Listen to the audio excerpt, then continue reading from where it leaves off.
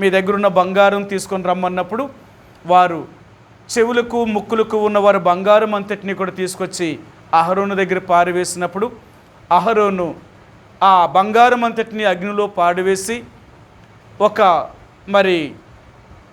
బంగారపు దూడను వారి కొరకు సిద్ధం చేశాడు. చెప్పాను మీకు, వారు తమ చేతులతో చేసుకున్న దాని యందు ఉల్లసించారు, వారు సంతోషించారు. ఎందుకంటే వారు ఎప్పుడూ కూడా తమ సొంత ఇష్టాన్ని నెరవేర్చుకోవడం అనేది మానవుడిగా ఆనాడు మనుషులకే కాదు ఈనాడు మనకి కూడా అదే మనకిష్టం. ఏంటంటే మన సొంత ఇష్టానుసారంగా మనం జీవించాలనుకుంటామే తప్ప ఒకరి యొక్క ఆధీనంలో ఉండడానికి మనం ఇష్టపడం. అది ఎవరైనా సరే ఈ దినాల్లో ఎలాగున్నారంటే ఒక భర్త భార్య యొక్క ఆధీనంలో ఉండాలన్నా, భర్త భార్య యొక్క ఆధీనంలో ఉండాలన్నా, పిల్లలు తల్లిదండ్రుల యొక్క ఆధీనంలో ఉండాలన్నా వీళ్ళకి ఇష్టం ఉండలేదు. ఎందుకు అంటే వీళ్ళు స్వతంత్రముగా జీవించాలని ఆలోచన కలిగిన వారు. మనిషి ఎప్పుడూ కూడా తన ఇష్టానుసారంగా జీవించాలనుకునేవాడు. అందుకని మీకు చెప్పాను, తన ఇష్టానుసారంగా ప్రవర్తించాలనుకున్నప్పుడు అది వారికి నాశనానికే నడుపుతుందే తప్ప అది వారికి మేలు కొరకు కాదు. ఎందుకంటే మానవుడు తన కొరకు ఏర్పరచుకున్న మార్గం ఎట్టుదైనను సరే అది వాడి దృష్టికి న్యాయంగా కనిపించినా, అది సరైనదిగా కనిపించినా, అది నిర్దోషమైనగా కనిపించినా, అది యథార్థముగా కనిపించినా అది చివరికి నరకానికి మాత్రమే తీసుకుని వెళ్తుంది. ఎందుకంటే మనం ఏర్పరచుకునే మార్గము మనల్ని జీవములోనికి తీసుకుని వెళ్ళదు. కాబట్టి మనం ఎప్పుడూ కూడా దేవుడు మన ఎడల ఉద్దేశించిన ఆ మార్గంలో మనం నడవలసిన వారు. అందుకనే యేసుప్రభువారు ఈ లోకానికి ఎందుకు వచ్చారు అంటే ఆయన ఒక మాట అంటాడు, ఆయన మనకి మాదిరి ఉంచిపోవడానికి వచ్చాడట. భూమి మీదకి యేసుప్రభువారు ఎందుకు వచ్చారు అంటే మనం ఎలాగ జీవించాలి, ఎలాగ నడవాలి అనే దాన్ని చూపించడం కొరకు ఆయన వచ్చాడు. ఆయన సరే మీకు చూపిస్తాను. పేతురు రాసిన మొదటి పత్రిక 2వ అధ్యాయము, పేతురు రాసిన మొదటి పత్రిక 2వ అధ్యాయము 21వ వచనమండి. క్రీస్తు కూడా మీ కొరకు బాధపడి మీరు తన అడుగు జాడల యందు నడుచుకున్నట్లు మీకు మాదిరి ఉంచిపోయాను. యేసుప్రభువారు మనకు మాదిరి ఉంచాడనమాట. ఏ మార్గము గుండా నడవాలి, ఎలాగ జీవించాలి అనేది యేసుప్రభువారు మనకు ఒక మాదిరి. అందుకని గత వారం మనకు జ్ఞాపకం చేశారు దేవుడు. యేసుప్రభువారు ఈ భూమి మీదకి వచ్చినప్పుడు తన ఇష్టాన్ని తను నెరవేర్చుకోవడానికి ఈ భూమి మీదకి రాలేదు, తండ్రి యొక్క ఇష్టాన్ని నెరవేర్చడం కొరకే వచ్చారు. ఆయన మరణించేంతవరకు కూడా తండ్రి యొక్క ఇష్టానికే లోబడ్డాడే తప్ప తన ఇష్టానికి లోబడాలి, తన ఇష్టాన్ని నెరవేర్చుకోవడానికి ఎంత మాత్రము కూడా ఇష్టపడలేదు. అందుకనే యేసుప్రభువారు ఎప్పుడైతే తండ్రి యొక్క ఇష్టానికి లోబడ్డాడో ఆ తండ్రి అయిన దేవుడు కూడా యేసుప్రభువారిని ఈ భూమి మీద అందరికంటే ఉన్నతమైన నామముగా ఆయన చేశాడు. అలాగే ఈ రాత్రికాల సమయంలో దేవుడు కూడా మనకు జ్ఞాపకం చేసేది ఏంటంటే మన సొంత ఇష్టానుసారంగా జీవించకుండా దేవుని యొక్క ఇష్టానికి మనం ఎప్పుడైతే అప్పగించుకోగలుగుతామో ఆయన మన కొరకు ఉద్దేశించినవి చాలా మంచి మార్గములు. మనకు ఆయన మేలు చేసే దేవుడే తప్ప ఎప్పుడూ కీడు చేసే దేవుడు కాదు. అందుకనే మనం దేవుడి చేతికి అప్పగించుకోవడానికి ఇష్టపడాలి. లేదు మన సొంత ఇష్టానుసారంగా జీవించడానికి ఇష్టపడితే మనం చాలా కష్టాలు, నష్టాలు, బాధలు, శ్రమల గుండానే వెళ్తూ ఉంటాం. మీకు చాలాసార్లు చెప్పాను, ఎందుకు శ్రమలు వస్తున్నాయి, ఎందుకు కష్టాలు, ఎందుకు బాధలు, ఎందుకు ఇబ్బందులు అంటే మనం చేసిన పొరపాట్లే. మేము కుటుంబముగా బైబిల్ చదువుతున్నప్పుడు నెహెమ్యా గ్రంథము 9వ అధ్యాయము 10వ అధ్యాయములో ఇశ్రాయేలు ప్రజలందరూ కూడా సమాజముగా దేవుని యొక్క మందిరం దగ్గర కూడుకొని వచ్చి వారు ఉపవాసం ఉండి ఒక జాము సేపు దేవుని వాక్యాన్ని చదివి దాన్ని ధ్యానము చేసి ఒక జాము సేపు తమ పాపములను ఒప్పుకొనుచు ఇలాగా వారు ప్రార్థన చేయడం ప్రారంభించారు. ఎంతసేపు ప్రార్థన చేశారు అంటే చాలా సేపు అన్నమాట.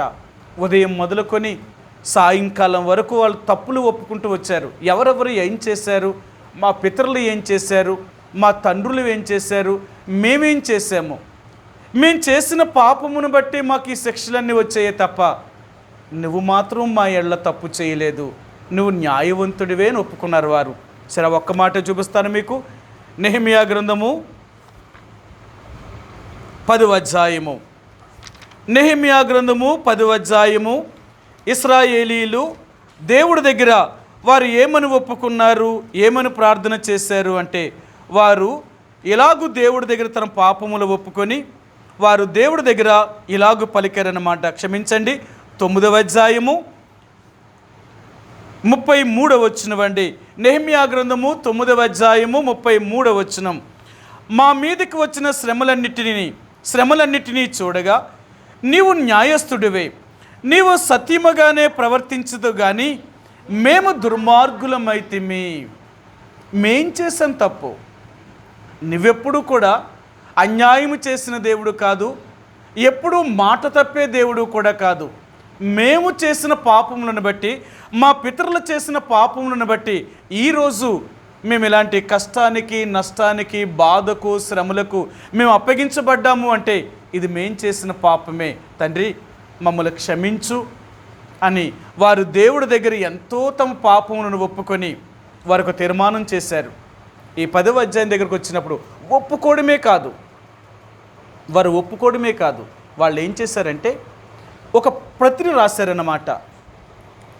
మేము ఇలాగ మాత్రమే జీవిస్తాము, ఇంకిలాగే ఉంటాము అని ఒక పత్రికను రాసి ఇశ్రాయేలు ప్రజల పెద్దలైన వారందరూ కూడా సంతకాలు చేశారన్నమాట.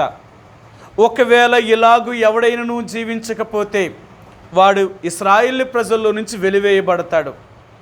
ఇలాగూ చేస్తాము, మేము ఇలాగే ఉంటాము అని వారందరూ ఒక తీర్మానం చేసి చివరికి ఒక మాట చెప్పారు. వాళ్ళు ఏం చెప్పారో చూపిస్తాను మీకు. 10వ అధ్యాయము 39వ వచనం అండి. 10:39.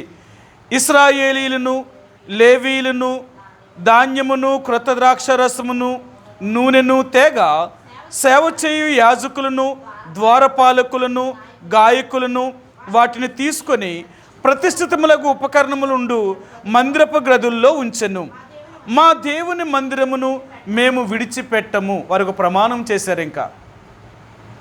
ఇంక మేము ఎప్పటికీ కూడా దేవుణ్ణి కానీ, దేవుడు మందిరాన్ని కానీ మేము విడిచిపెట్టము అని ఒక పత్రిక రాసి దాని మీద సంతకము చేసి వీళ్ళందరూ ప్రమాణము చేశారన్నమాట. మేము ఇలాగే ఉంటాము, మేము దేవుడు మందిరానికి చేయవలసినవన్నీ చేస్తాము, లేవీలకు ఇవ్వవలసినవన్నీ లేవీలకు ఇస్తాము, ఇక్కడి నుంచి మేము మాట తప్పము అని వారు స్థిరపరుచుకున్నారు.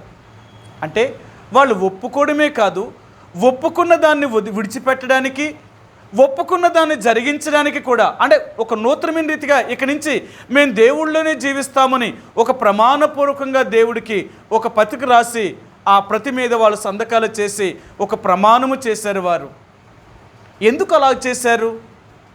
వారు ఎప్పుడైతే దేవుడిలో జీవించాలని తీర్మానం చేసుకున్నారో దేవుడు కూడా వారితో ఉండడానికి ఇష్టపడ్డాడు ఆయన. ఎందుకంటే మనం దేవుడితో ఉండాలని ఇష్టపడలేనప్పుడు మనతో దేవుడు ఉండడు. మనం దేవుడితో ఉండాలని ఇష్టపడలేనప్పుడు ఆయన మనతో ఎలాగుంటాడు? ఇష్టపూర్వకంగానే మనం దేవుణ్ణి సేవించాలి, అప్పుడే ఆయన మనతో ఉంటాడు, లేకపోతే ఆయన మనతో ఉండేవాడు కాదు. కాబట్టి రాత్రికాల సమయంలో ఇశ్రాయేలు ప్రజలను దేవుడు ఎన్ని రకాలుగా దేవుడు వారిని సహాయం చేసినప్పటికీ కూడా వారు ఏమాత్రము కూడా దేవుని మాటను వినినవారు కారండి. మనం ఎప్పుడూ కూడా అంటే మనల్ని ఎవరైతే ఎక్కువగా మనల్ని ప్రేమిస్తారో, మనల్ని బాగా చూసుకుంటారో వాళ్ళని ఎప్పుడూ కూడా మనం ప్రేమించం. ఇది మానవుడికున్న లక్షణం అన్నమాట. మీకు ఎన్నోసార్లు చెప్పాను, దేవుడికి, దయ్యానికి, మనిషికి ఉన్న ఈ తేడా చాలా ఎక్కువ అన్నమాట. దేవుడేమో మనం ఆయనను ప్రేమించకపోయినా మనల్ని ఆయన ప్రేమిస్తున్నాడు. మన దేవుడు మనం ఆయన ప్రేమించకపోయినా మనం ఆయన ప్రేమిస్తాం, మనల్ని ప్రేమిస్తున్నాడు. కానీ మానవుడు ఏంటో తెలుసా? తను ప్రేమించేవాడిని ప్రేమించడు, తను ద్వేషించేవాడిని ప్రేమిస్తాడు. మానవుడికున్న లక్షణం ఏంటంటే తన్ను ప్రేమించేవాడిని ప్రేమించడు కానీ తన్ను ద్వేషించేవాడిని ప్రేమించాలనుకుంటాడు. దయ్యానికున్న లక్షణం ఏంటంటే తన్ను ఎవరైతే ప్రేమిస్తారో వాళ్ళనే నాశనం చేస్తాడు వాడు. అది దయ్యానికున్న లక్షణం అన్నమాట. తన్ను ఎవరైతే నమ్ముతారో, తన్ను ఎవరైతే ప్రేమిస్తారో, ఎవరైతే తన దారిలోనికి వెళతారో వాళ్ళందరినీ నరకంలో తీసుకువెళ్తాడు వాడు. అందుకని ఈరోజు దేవుడు నీకు నాకు జ్ఞాపకం చేయాలనుకునేది ఏంటంటే, ఆనాడు ఇశ్రాయేలు ప్రజలు తమ చేతులతో చేసుకున్న ఆ దూడను, ఆ బొమ్మకు వారు సాగిలపడి దాన్ని పూజించి వారు ఎంతో సంతోషముగా పండుగ చేసినప్పుడు దేవుడు కోపం వచ్చింది. ఆనాడు ఇశ్రాయేలు ప్రజల్లో అనేక మందిని చంపేశాడు దేవుడు. అప్పుడు చెప్పాడు దేవుడు, మోషే, ఇంక వీళ్ళని ఎంతకాలం నేను సహించినా ఇలాగే ఉంటారు, కాబట్టి నేను వీళ్ళందరినీ చంపేస్తాను. చంపేసి మరలా నీ ద్వారా ఇంత జనాంగాన్ని పుట్టిస్తాను, పుట్టించి వీళ్ళందరినీ కనానులోనే తీసుకొని వెళ్తాను అన్నాడు ఆయన. అప్పుడు మోషే అన్నాడు, ప్రభువా, ఒకప్పుడు అబ్రహాముతో నువ్వు వాగ్దానం చేశావు, అతను నీ ఆజ్ఞలను అనుసరించి నువ్వు చెప్పినట్లుగా నడిచినప్పుడు నీ సంతానాన్ని ఆకాశ నక్షత్రాలను భూమి మీద ఇసుక రేణుల వలె చేసి 400 సంవత్సరాలు ఐగుప్తు దేశంలోని తీసుకుని వెళ్ళి అక్కడ వారిని విస్తరింపచేసి అక్కడి నుంచి నీ సంతానాన్ని కనాను దేశంలోని తీసుకువెళ్తాను అని నువ్వు చెప్పావు.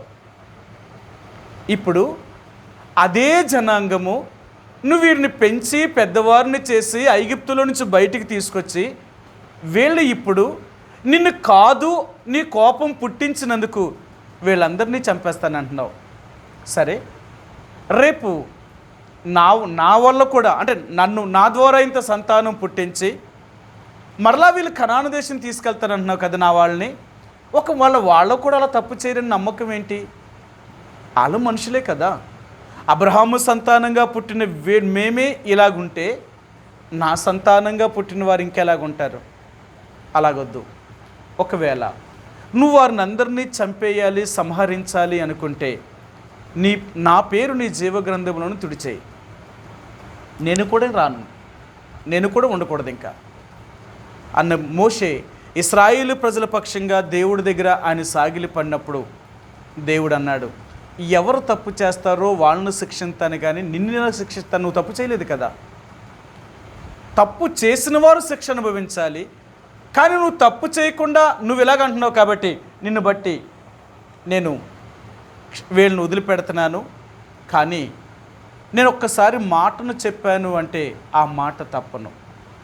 వీరిని తీసుకుని వెళ్ళను కానీ వీరి కడుపును పుట్టిన వారిని మొదటి సంవత్సరం నుంచి 20 సంవత్సరాల లోపున్న వారు ఐగుప్తు నుంచి బయలుదేరి వచ్చిన పిల్లల్ని వీళ్ళందరినీ తీసుకుని వెళ్తాను కనాను దేశం అని ఆయన మోషేతో చెప్పాడు. వారిని మరలా నడిపించడానికి పూనుకున్నాడు ఆయన. కాబట్టి దేవుని యొక్క ప్రజలుగా ఎప్పుడు కూడా మన సొంత ఇష్టానుసారంగా మనం ఎప్పుడైతే వెళ్ళాలి అనుకుంటామో అప్పుడే ఎన్నో కష్టాలు, నష్టాలు, బాధలు, శ్రమలు ఇవన్నీ మనకు వస్తాయండి. అందుకనే మనం ఎప్పుడు కూడా దేవుణ్ణి నమ్మిన తర్వాత మన ఇష్టము అనేది మనం నెరవేర్చుకోవడానికి ప్రయత్నం చేయొద్దు. ఎప్పుడైనా దేవుణ్ణి నమ్మిన తర్వాత నా ఇష్టం, నా మనసుకు నచ్చినట్లుగా జీవిస్తాను, నాకు తగినట్లుగా నేను జీవిస్తాను, నాకెవరు చెప్పేవాళ్ళు అక్కర్లేదు అని కానీ మూర్ఖంగా ప్రవర్తించాము అంటే తగిన శిక్షను తప్పక అనుభవించాలి. అంత తేలికగా దేవుడేం వదిలిపెట్టాడు ఆయన. మీకు ఎన్నోసార్లు చెప్పాను, మన దేవుడు ఎంత ప్రేమ కలిగిన వాడో అంత ఉగ్రత చూపించగలిగిన దేవుడు కూడా. అందుకని అంటాడు, మన దేవుడు చేతిలో పడ్డం అనేది చాలా భయంకరం. ఆయన చెప్పినట్లుగా జీవించినంతసేపు కూడా నిన్ను కంటికి రెప్పలా కాపాడుతాడు ఆయన. కానీ ఆయనకి కానీ కోపాన్ని రేపేము అంటే ఆ ఉగ్రతను కూడా మనం తట్టుకోలేము. ఆయన తీసుకెళ్లే పరిస్థితులు కూడా చాలా భయంకరమైన పరిస్థితులు కూడా తీసుకుని వెళ్తాడు. మీ అందరికీ తెలుసు కదా, ఎన్నోసార్లు చూపించాను మీకు ఆ మాటను, మరలా చూపిస్తాను ఈ రాత్రి. ఏప్రిల్కి రాసిన పత్రికలో అపొస్తలుడైన ఈ దైవజనుడు ఈ పత్రిక రాసినప్పుడు ఎలాగూ రాశాడు ఆయన ఏం రాశాడో మీకు చూపిస్తాను. మన దేవుడు ఎలాంటి వాడు అనేది మీకు చూపిస్తాను. 10వ అధ్యాయము, ఏప్రిల్కి రాసిన పత్రిక 10వ అధ్యాయము 31 వచ్చినవండి. 10:31. జీవము గల దేవుని చేతిలో పడుట భయంకరము. దేవుని చేతిలో పడ్డం అనేది చాలా భయంకరంగా ఉంటుంది. అందుకని ఆయనకు కోపము రేపొద్దు, ఆయనకి వ్యతిరేకంగా జీవించడానికి ప్రయత్నించేయద్దు, మన సొంత ఇష్టానుసారంగా జీవించడానికి ప్రయత్నించేయద్దు. ఒకవేళ మన సొంత ఇష్టానుసారంగా జీవించాలి అని ప్రయత్నం చేస్తే కొద్దికాలం బాగుంటాం, కొద్దికాలం నీ మార్గం నీకు మంచిగా కనపడుతుంది. కానీ తర్వాత తర్వాత తర్వాత నీ జీవితంలో మనం ఎన్నుకున్నవన్నీ కూడా మనకి ఎన్ని సమస్యలు తీసుకొస్తాయో, ఎన్ని కష్టాలు తీసుకొస్తాయో ఆ తర్వాత మనం ఎంతో ఏడుస్తామన్నమాట. కాబట్టి ఈ రాత్రికాల సమయంలో దేవుని యొక్క ప్రజలుగా మరి ఆ అపొస్తలుల కార్యములు 7వ అధ్యాయములో దేవుడు ఎందుకు వారికి మరి విడిచిపెట్టవలసి వచ్చింది అంటే, వారు తమ చేతులతో చేసిన దాని యందు ఉల్లసించారు. ఒకటి మీకు చెప్పాను, మనిషి ఎప్పుడైతే తన సొంత ఇష్టానుసారంగా జీవించడానికి ప్రయత్నం చేస్తాడో, తన సొంత ఇష్టాలు నెరవేర్చుకోవడానికి ప్రయత్నం చేస్తాడో, అప్పుడు దేవుడు వారితో ఉండడానికి ఇష్టపడాడు. మీకు చూపించాను కదా, వారు తమ సొంత ఇష్టాలని, తమ సొంత కోరికలను నెరవేర్చుకోవాలనుకున్నప్పుడు దేవుడు వారిని వదిలేశాడు. మీకు చూపిస్తాను ఆ మాటను. గత వారం మీకు చూపించాను. రోమిలికి రాసిన పత్రిక 1వ అధ్యాయము, రోమా 1వ అధ్యాయము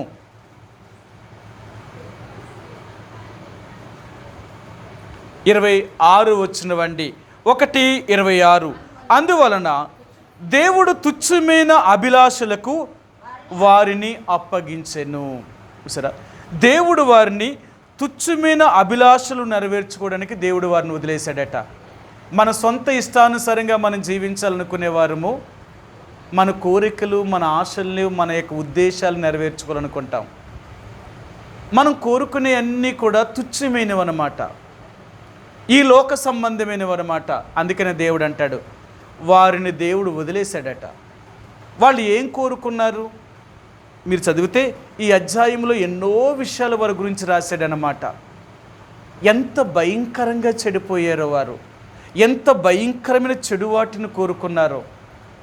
కాబట్టి దేవుని యొక్క బిడ్డలుగా ఒకటి దేవుడు విడిచిపెట్టడానికి గల కారణం ఏంటంటే, మన సొంత ఇష్టానుసారంగా జీవించడానికి ఎప్పుడైతే మనం పూనుకుంటామో ఆ రోజే దేవుడు మనల్ని వదిలిపెడతాడు. రెండవది, దేవుడు మనల్ని వదిలిపెట్టడానికి రెండో కారణం ఏంటి అంటే, మనం గర్వించినప్పుడు. మనిషి తనలో ఎప్పుడైతే అహం అనేది, గర్వం అనేది ఎప్పుడైతే బయటపడతాదో, ఎప్పుడైతే అతిశయించడానికి పూనుకుంటారో దేవుడు ఉండడానికి ఇష్టపడడు. అందుకనే జీవపు డంబము, అతిశయించడం అనేది, గర్వం అనేది దేవుని బిడ్డలకి ఎప్పుడూ ఉండకూడదన్నమాట. ఎంతైనా సరే ఆత్మీయంగా మనం ఎదిగే కొలిది మనం ఎంతో దీనులుగా తగ్గించుకుంటాం. లోకంలో సంపాదించే కొలిది, ఆస్తి పెరిగే కొలిది గర్వం పెరుగుతూ ఉంటుంది, అహం పెరుగుతూ ఉంటుంది. అలాగే ఆత్మీయంగా మనం ఎదిగే కొలిది మనం దీనులుగా తగ్గించుకుంటాం అన్నమాట. నువ్వు ఎంత ఆత్మీయంగా ఎదుగుతూ ఉంటావో నీ ఆత్మీయ జీవితం నీకేం నేర్పిస్తుందంటే తగ్గించుకునే తత్వాన్ని నేర్పిస్తుంది అన్నమాట. ఎంత తగ్గించుకోవాలి? యేసుప్రభువు తన శిష్యులకి నేర్పాడు. ఏమన్నాడో తెలుసా? నేను మీకు బోధకుడును, నిజంగా నేను మీకు బోధకుడినైతే, మీ యజమానున్నైతే, నేనే మీకు ఎంతగా తగ్గించుకున్నప్పుడు మీరును కూడా నాకంటే ఇంకా ఎక్కువగా మీరు తగ్గించుకోవాలి. ఆయన ఎంత తగ్గించుకున్నాడు అంటే, తన శిష్యుల యొక్క పాదములు కడగడానికి ఆయన పూనుకున్నాడట.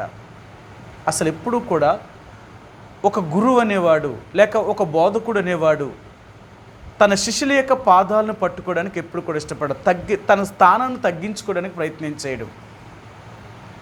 కానీ ఇక్కడ యేసుప్రభువారు ఎంత తగ్గించుకున్నాడు అంటే, శిష్యుల యొక్క పాదములను కడగడానికి కూడా తగ్గించుకున్నాడు. ఇప్పుడు ఆయన నేర్పించేది ఏంటంటే, తను ఎంత గొప్పవాడో, తను ఎంత దిగాడో చూడండి కిందకి. అందుకని అంటాడు, దేవుని బిడ్డలంగా రెండవదిగా దేవుడు మనతో ఉండాలి అంటే మనలో గర్వము కానీ, అహంకారం అనేది కానీ ఎప్పుడూ మనలోనికి రాకూడదు.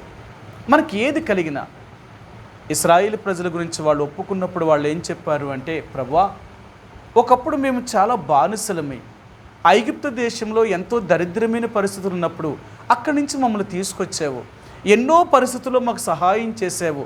మేము కట్టని ఎండ్లను, మేము నాటిన తోటలను, మేము నాటిన చెట్ల యొక్క ఫలములను మేము అనుభవించేలాగా ఈ దేశానికి తీసుకుని వచ్చి మాకు అన్నీ ఇచ్చావు. కానీ మేమేం చేసాం తెలుసా? ఇవన్నీ అనుభవించిన తర్వాత మా మనసు మదించి నీ మీదే తిరుగుబాటు చేశాం. అన్నీ ఇచ్చినా నీ మీదే తిరుగుబాటు చేశాం. అలాగ తిరుగుబాటు చేయడం వల్ల మమ్మల్ని నువ్వేం చేసావు తెలుసా?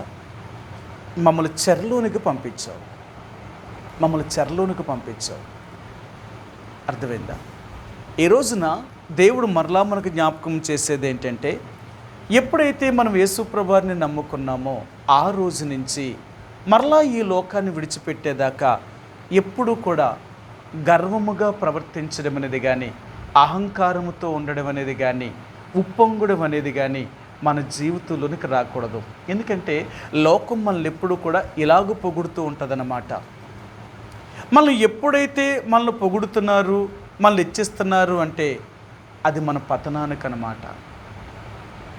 అందుకనే చాలాసార్లు అంటూ ఉంటాం, మళ్ళీ ఎవరైనా పొగుడుతుంటే అంటాం, చాలారా బాబు ఎందుకంటే ఎక్కువ అక్కర్లేదు, మమ్మల్ని ఎక్కించొద్దు పైకి అంటాం. ఎందుకు ఎక్కించొద్దు అన్న తెలుసా? మనం ఎక్కించారంటే మనకు ఎందేదో తవ్వుతారన్నమాట వాళ్ళు.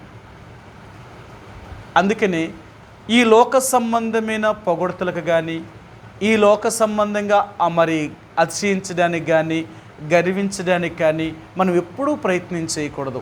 ఒకవేళ మనం యేసుప్రభువుని నమ్ముకున్న తర్వాత దేవుడు దయ వలన ఈరోజు మనం అన్నీ కలిగి ఉన్నాము అంటే అది ఆయన్ని బట్టే, అంతే, ఇంకంతకంటే ఇంకేమీ కాదు. మనం ఏది కలిగి ఉన్నా ఆయన్ని బట్టి మనం కలిగి ఉన్నాం కాబట్టి ఆయనకి మాత్రమే మహిమ కలగాలి. అందుకనే ఇశ్రాయేలు ప్రజలు లేక ఈ కీర్తన రాసిన ఆయన ఇలాగూ చెప్పాడు. ఆయన ఏం చెప్పాడో మీకు చూపిస్తాను. 115వ కీర్తన. ఈ కీర్తన గ్రంథంలో ఈ కీర్తనాకారుడు ఏం చెప్పారు అంటే, ప్రభువా ఈ లోకములో మహిమ అనేది మాకు అక్కర్లేదు, నీకు మాత్రమే కలగాలి అంటున్నారు వారు. 115వ కీర్తన మొదటి వచనమండి. 115 మొదటి వచనం. మాకు కాదు యెహోవా, మాకు కాదు, నీ కృపా సత్యములను బట్టి నీ నామమునకే మహిమ కలుగునుగాక. ఇది మనం ఎప్పుడూ చెప్పవలసింది ఏంటంటే, ఏది మాకు మహిమ తీసుకురాకూడదు, మాకేది అతిశయం అనేది గర్వం అనేది తీసుకురాకూడదు. ఏదైనా మా ద్వారా వచ్చింది అంటే అది నీకు మాత్రమే కలగాలి, మాకనేది ఇంకేం అక్కర్లేదు. దేవుని బిడ్డలు ఎదిగే కొలది వారు నేర్చుకునేది ఏంటి అంటే, వారికి దేవుడికి తప్ప మరి దేనికి వారు తమ మహిమను ఇవ్వడానికి ఇష్టపడరు. ఆ ఘనత దేవుడికి మాత్రమే చెందాలి. అందుకనే దేవుడు సహించలేనిది ఏంటో, రెండోది ఏంటో తెలుసా? దేవుని యొక్క మహిమను మరి ఇంక దేనికి ఇచ్చినా దేవుడు సహించలేడు అంటే. అందుకని అంటారు, మొట్టమొదటిగా దేవుడు సహించలేనిది ఏంటి అంటే విగ్రహారాధన.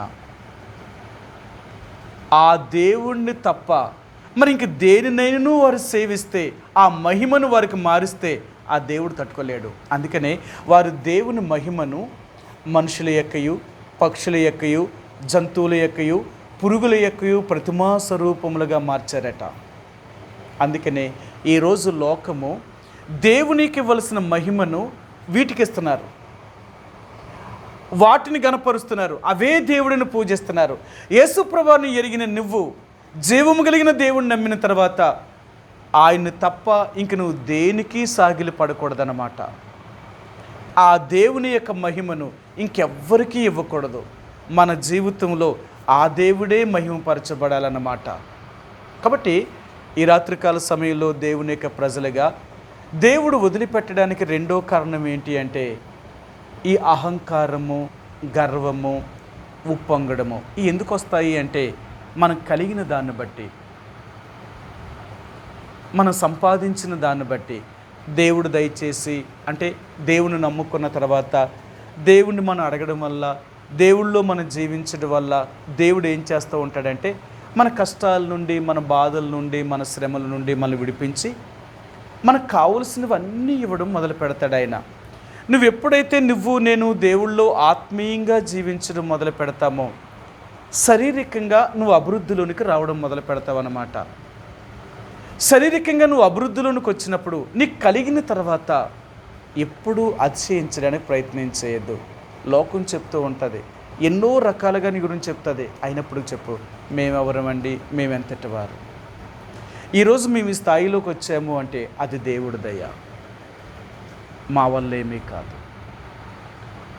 ఎప్పుడూ కూడా దేవునికి తప్ప ఆ మహిమను, ఆ ఘనతను ఇంకెవ్వరికీ ఇవ్వకూడదు.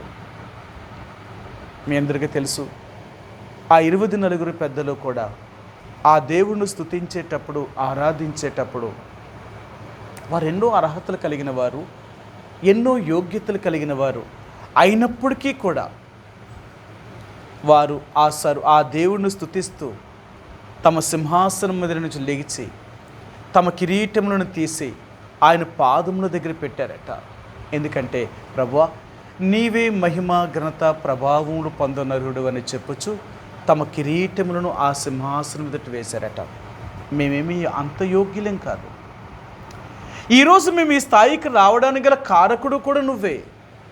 అందుకనే మేమే పాటివారు, మాకేంటి అవన్నీ, నీకు మాత్రమే గణపరచబడాలని వారు ఎప్పుడైతే దేవుణ్ణి స్తుతించి ఆరాధించారండి. కాబట్టి ఈ రాత్రికాల సమయంలో దేవుడు నీకు నాకు జ్ఞాపకం చేసేది ఏంటంటే, దేవుడు మనల్ని విడిచిపెట్టకుండా ఉండాలి అంటే మనలో ఎప్పుడూ కూడా గర్వము అనేది కానీ, అహంకారం అనేది కానీ, లేక అతిశయించడం అనేది కానీ, ఇవి మనకు దూరం అవ్వాలి. అందుకని బైబిల్ గ్రంథాలు అంటాడు, అతిశయించితే ఇదంతా చెడ్డది అంటాడు.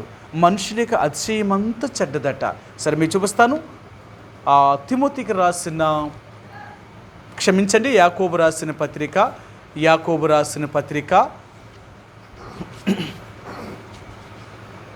4వ అధ్యాయము, యాకోబు రాసిన పత్రిక 4వ అధ్యాయము 16 వచ్చినవండి. 4:16. ఇప్పుడైతే మీరు మీ డంబముల యందు అతిశయపడుచున్నారు, ఇట్టి అతిశయమంతయు చెడ్డది. సరే, దేన్ని బట్టి అయితే మనం అతిశయిస్తామో అదంతా చెడ్డది అంటున్నాడు ఆయన. అందుకనే దేవుని బిడ్డలుగా నీవు నేను కూడా ఎప్పుడూ అతిశయించడం అనేది మన జీవితంలో దూరం అవ్వాలన్నమాట. మనం ఎంత తగ్గించుకుంటామో, లోకములో మనం ఎంత మరుగు చేయబడతామో, అందరి దృష్టికి మనం ఎంత కనబడకుండా రహస్యంగా ఉంటామో, మనం అంత గొప్పవాళ్ళం అయిపోతాం. దేవుడి దగ్గర రహస్యం అదేనండి. బైబిల్ గ్రంథాలు అంటాడు కదా, తన్ను తాను తగ్గించుకునేవాడు హెచ్చించబడతాడు, తన్ను తాను హెచ్చించుకునేవాడు తగ్గించబడతాడు. దేవుని యొక్క బిడ్డలుగా నీవు నేను కూడా ఎంత తగ్గించుకోగలుగుతామో అంత హెచ్చించబడతామన్నమాట. అందుకనే దేవుని బిడ్డలుగా మనం ఎప్పుడు కూడా ఆత్మీయంగా మనం ఎదిగే కొలది మనం ఎంత దేవుళ్ళలో ఉంటున్నామో దాన్ని బట్టి మనం ఎంత అభివృద్ధి చెందినా మనలో దీనత్వము అనేది, విధేయత అనేది ఎప్పటికీ ఉండాలి. మనం గర్వించకూడదు. ఎప్పుడైనా అలాంటిది మనలోనికి వస్తే, ఆ చేదైన వేరు మనలో మొలిస్తే మన జీవితమే చేదైపోతుంది అన్నమాట. అందుకని అంటాడు ఈ ఎఫెసీయులకు రాసిన పత్రికలు అంటాడు, ప్రభువా ఈ చేదైన వేరు మాలో ఉండకూడదు, ఆ చేదైన వేరుని తీసేయి. అంటే దేవునికి వేరుగా ఉండే ప్రతీదీ కూడా అది మన జీవితాన్ని నష్టాన్ని తీసుకొచ్చేది. దేవుడు మనల్ని వదిలిపెట్టడానికి గల కారణం ఏంటంటే ఇదే కారణం. బైబిల్ గ్రంథంలో చాలామందిని ఇలాగే దేవుడు వదిలేశాడు. ఎందుకు వదిలేశాడు అంటే వాళ్ళు దేవుని యందు సంతోషించడం మానేసి తమకు కలిగిన దాన్ని బట్టి అతిశయించడం మొదలుపెట్టారు. ఎప్పుడైతే వారు అలాగూ అతిశయించడం మొదలుపెట్టారో దేవుడు వారిని వదిలేశాడండి, వదిలేశాడు. మీ అందరికీ తెలుసు కదా, సొలొమోను మహారాజు అంతటి జ్ఞాని అంతకు ముందు కానీ అంతటి తర్వాత కానీ పుట్టలేదు. అలాంటి వాడు దేవుడు సమస్తాన్ని అనుగ్రహించిన తర్వాత ఆయన దేవుడికే ఎదురు తిరిగాడు.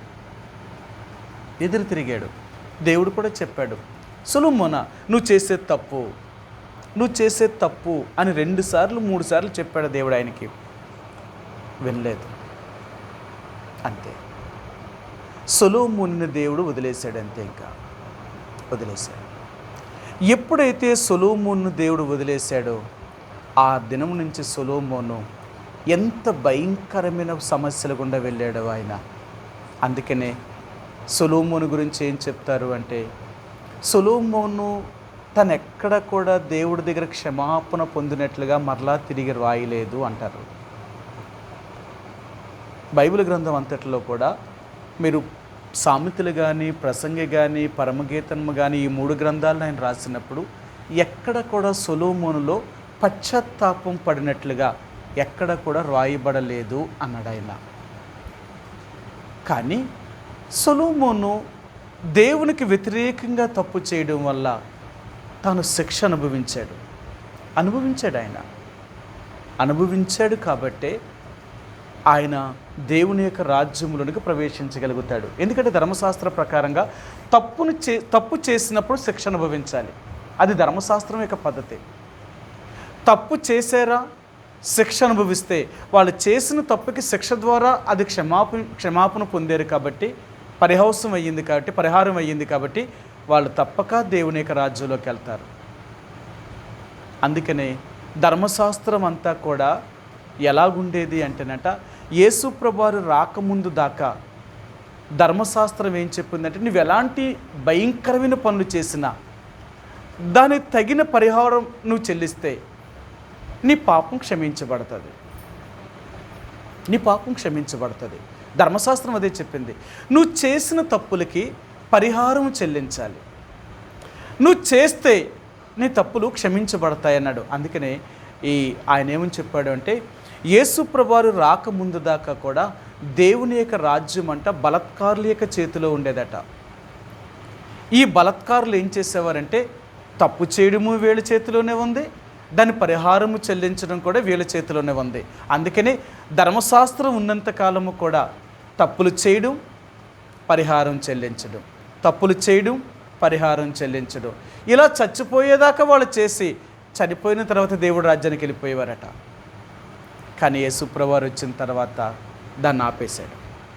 లేదు, మీరు చేసే పాపములకు పరిహారం ఏంటి అంటే, మీ బలులు యాగములు కాదు.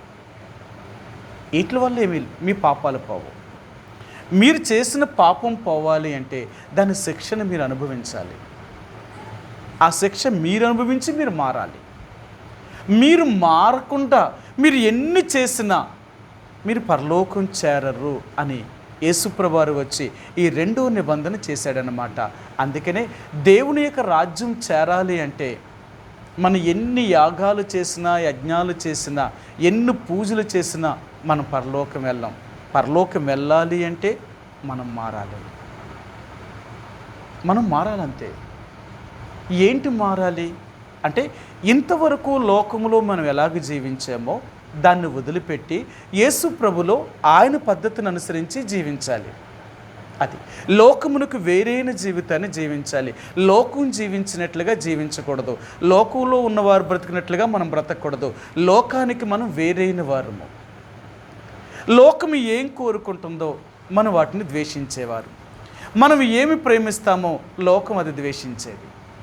అందుకనే బైబిల్లో అంటాడు, శరీరము లోకమునకును, లోకము శరీరమునకు ఒకదానికొకటి వ్యతిరేకమైనది. ఆత్మ శరీరమునకును, శరీరం ఆత్మకును ఒకదానికొకటి ఎలాగ వ్యతిరేకమో, లోకము దైవ పద్ధతులకి, దైవ పద్ధతుల లోకానికి అలాంటి వ్యతిరేకం అన్నమాట. ఎప్పుడు కూడా దేవుని యొక్క పద్ధతులు లోక పద్ధతుల్లాగా ఉండవు. లోకం ఎప్పుడు కూడా మానవులు కల్పించిన పద్ధతుల్ని, మానవులు చేసిన ఆచారాలని దైవోపదేశములుగా, అవే దేవుని పద్ధతులుగా బోధిస్తుంది. కానీ దేవుని పద్ధతులు అలాంటివి కాదు. మనం పూర్తిగా మారాలి. మనం మార్పు చెందిన వారమైతేనే కానీ దేవుని యొక్క రాజ్యంలో ప్రవేశించడం. బైబిల్ గ్రంథంలో అన్నాను కదా, మీరు మార్పు నొందిన చిన్నబిడ్డల వంటి వారు అయితేనే కానీ మీరు దేవుని యొక్క రాజ్యంలోనికి ప్రవేశించరట. మార్పు నొందిన చిన్న బిడ్డల వంటి వారు అవ్వాలట. చిన్న బిడ్డల యొక్క స్వభావం అంటే మీకు తెలుసు కదా, చిన్నపిల్లలకట కొన్ని లక్షణాలు ఉండవట. మీరు చూపిస్తాను ఆ మాటను. పేతురు రాసిన మొదటి పత్రిక 2వ అధ్యాయము. పేతురు రాసిన మొదటి పత్రిక 2వ అధ్యాయము మొదటి వచనం. ప్రభు దయాళుడని మీరు రుచి చూచి ఉన్న ఎడల సమస్తమైన దుష్టత్వమును, సమస్తమైన కపటమును, వేషధారణను, అసూయను, సమస్త దూషణ మాటలను మాని క్రొత్తగా జన్మించిన శిశువులను పోలిన వారే నిర్మలమైన వాక్యమును పాలు వలన రక్షణ విషయంలో ఎదిగి నిమిత్తము ఆ పాలను అపేక్షించుడి. చూసారా, మార్పు నొందిన చిన్న బిడ్డల వంటి వారంటే ఇలాంటి స్వభావం కలిగిన వారట. లోకమంతా అలాగ ఉండేది, కానీ మనం అలాగ ఉండేవారం కాదు. దుష్టత్వముతోనూ కపటముతోనూ వేషధారణ, అసూయ, దూషణ మాటలతో నిండిపోయింది లోకం. దేవుని బిడ్డలనేవారు వాటిని విడిచిపెట్టినవారు.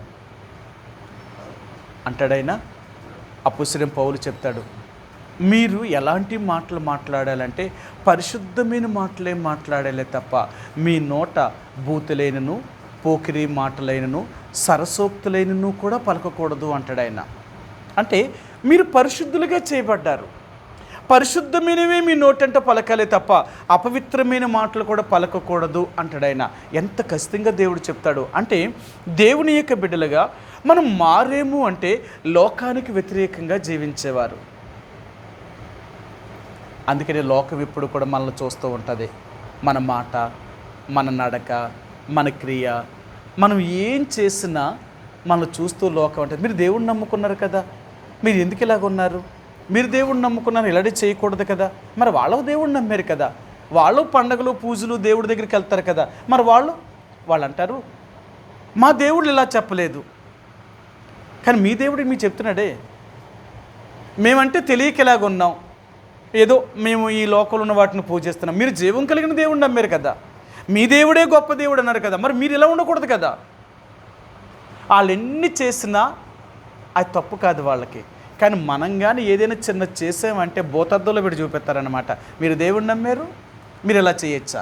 మీరు దేవుడిని నమ్మారు, ఇలా మాట్లాడవచ్చా? మీరు దేవుడిని నమ్మారు, ఇలా చేయొచ్చా? మరి వాళ్ళు ఎండి చేసినా లెక్కలేదు, మనం చేస్తేనే పట్టుకుంటారు. కారణం ఏంటో తెలుసా? మన దేవుడిని నమ్మినవారు అంటే మన దేవుడిలో పాపము లేదు కాబట్టి మనము కూడా అలాగ జీవించడానికి ప్రయత్నం చేయాలట.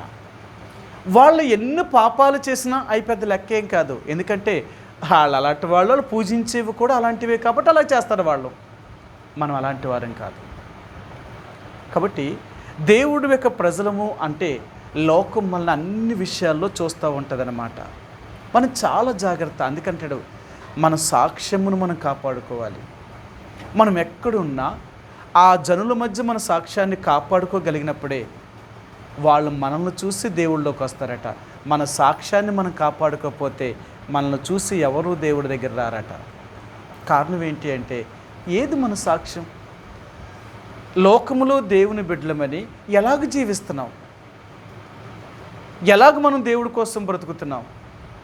కాబట్టి యేసు ప్రభువారు ఈరోజు నీకు నాకు నేర్పించాలనుకునేది ఏంటంటే, లోకమునకు వేరైన జీవితాన్ని జీవించాలి. మార్పు నొందిన చిన్న బిడ్డల వంటి వారం అవ్వాలి. అలాగైనప్పుడే మనం దేవుని యొక్క రాజ్యంలోనికి ప్రవేశించగలుగుతాం. అలా ప్రవేశించాలి అంటే మనం ఎప్పుడూ కూడా అహంకారము కానీ, గర్వము కానీ, అతిశయము అనేది కానీ మనకెప్పుడూ ఉండకూడదు. అందుకని అంటాడు, అతిశయించడం నాకు దూరమవును గాక. నేను అతిశయించకూడదు.